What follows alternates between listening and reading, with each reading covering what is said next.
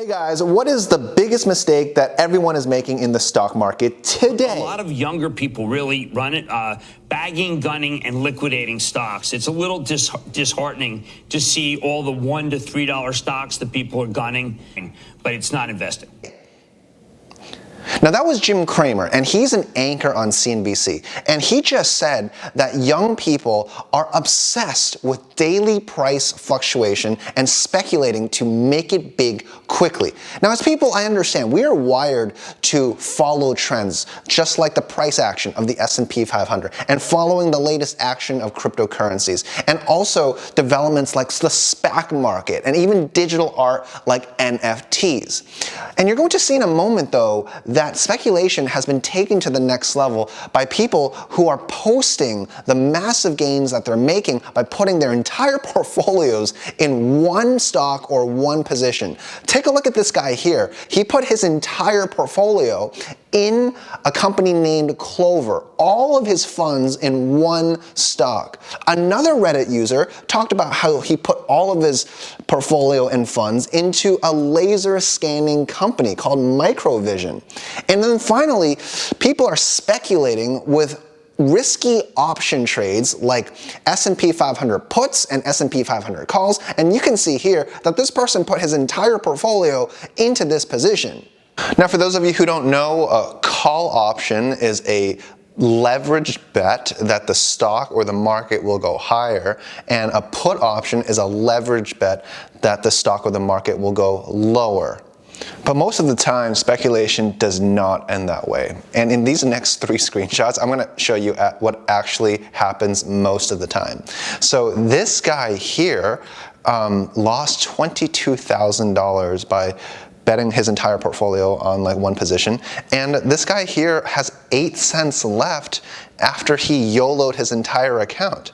And then finally, this person went down $100,000, and guys, it takes a long time to save $100,000. Now, real talk, I wanna make sure I get you my best research going forward, so hit that subscribe button and that notification bell, and you'll be sure to not miss anything going forward. To make matters worse, YouTube has a serious number of financial gurus making people experience FOMO by the day. Now, for most retail investors, their primary focus isn't even about understanding companies and the economy anymore. The focus is where is the price action today and where is it going. And psychologists call this kind of thinking pattern the shiny object syndrome, and has the power to create large price reactions in the marketplace. But what most people don't know is why these prices of assets are so elevated and supported the way they are. And that's because of easy money. We're in an era of easy money, and unless you understand this concept, you could be caught by surprise in market reversals. Right now, we definitely are in a bull market, but there's something that you need to put in your watch list so that when those risks emerge, you are ready for them. And that is the 10-year yield, which is a proxy for how interest rates move in the economy. Every bull market is always scrutinizing the path of interest rates. And that's because interest rates control so much about our economy. To understand why that is the case, I'm going to walk you through 3 things. Number 1, what are interest rates and why they're important to you, even if you don't own stocks? Number 2, who determines these interest rates and how you can anticipate them? And number 3, how you can read data correctly so that you can see the future of where interest rates are going and be ahead of the guy next door. So let's start off with interest rates, what they are and why they matter for you, even if you're not in the stock market. So an interest rate is the borrowing rate for a loan that must be repaid at some point in the future. Now, I want you to visualize all the consumer products and consumer end uses. High interest rates cause lots of problems for the economy. Let me give you several examples. Number 1, anyone with student loans probably knows this. The more student loans you have, the greater the interest you'll have to pay if interest rates are higher. And if you have a lot of student loans, what happens is you end up paying more and more interest over time because it compounds. And so therefore, people are stuck in debt for a very long time. If you have a car car. Interest rates also matter because it's going to get more expensive over time with an auto loan. And if you're going to buy a home, it's going to be more expensive because you're going to need to pay more interest on your down payment. Now, credit card debt becomes more expensive. When you add all of these effects together, not only does the economy slow down, but the outlook also becomes less certain, both for consumers and for companies serving them. When you combine these factors, the stock market has a restricted outlook, and for that reason, it becomes very difficult for stock prices to appreciate smoothly when interest rates are very high. Now that we know how important interest rates are and how important the 10-year yield is, let's talk about who controls interest rates. And it's a group of individuals at the Federal Reserve called the FOMC, the Federal Open Market Committee.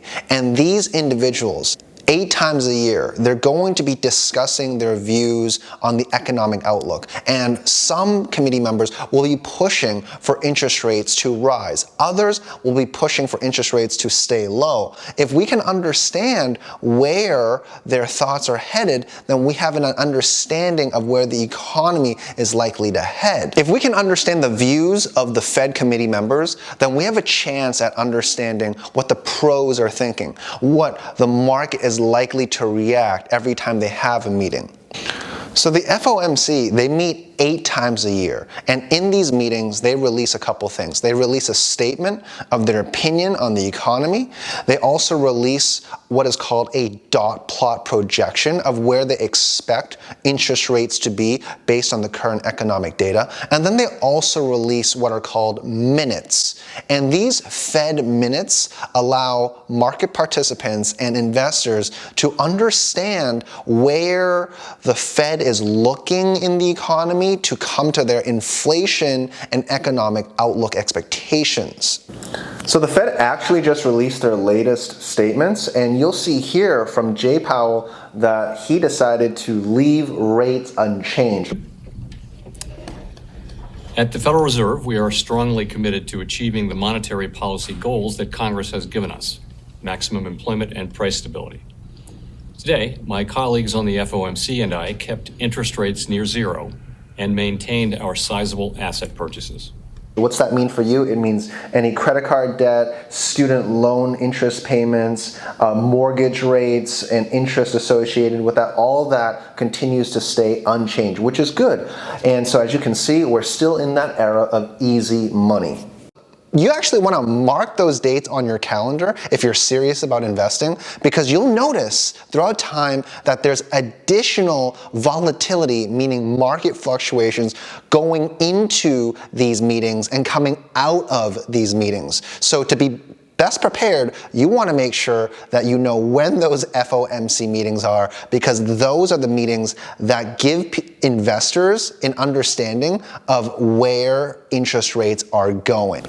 So for those of us who are really serious about investing and want to do the proper research to understand what the Fed is thinking precisely, follow me. I'm going to show you exactly what the Fed is thinking in their released statements. So when we look at their published reports, you're going to see here that every FOMC meeting, the Fed is going to have what is called an estimate on where they see real GDP, meaning like economic growth, going in the next 2 years. They'll also produce an estimate on the unemployment rate and PCE inflation, and finally core PCE and inflation. Now I want to take a moment to explain what that is. PCE inflation measures personal consumption expenditures, meaning that measures the price of goods and services that we typically purchase in the economy. Core PCE inflation takes that metric, but it takes out energy and food prices, because those two variables tend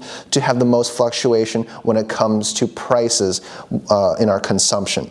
And you'll see here on the 4th page, they release the Fed a very important chart called the dot plot. And this is by far what investors really pay attention to the most. They're going to be able to show you, based on their estimates, where they see interest rates going in the next 2 years. And because interest rates are so important, we talked about that, this dot plot is something that investors, professional investors, really focus on. So most people are not reading these Fed statements or reading any of the data points that the Fed is releasing. What are most people doing? They're looking at CNBC headlines, they're reading Yahoo Finance headlines, and they're finding their next investment ideas from Reddit. Now, all of those sources of information, they can definitely work, but what I'm trying to say is that's not how the pros approach investing. So what are some key takeaways that you can have from all of this? Well, number one, we talked about why speculation is a fool's game and how it's only for people with extremely high tolerance.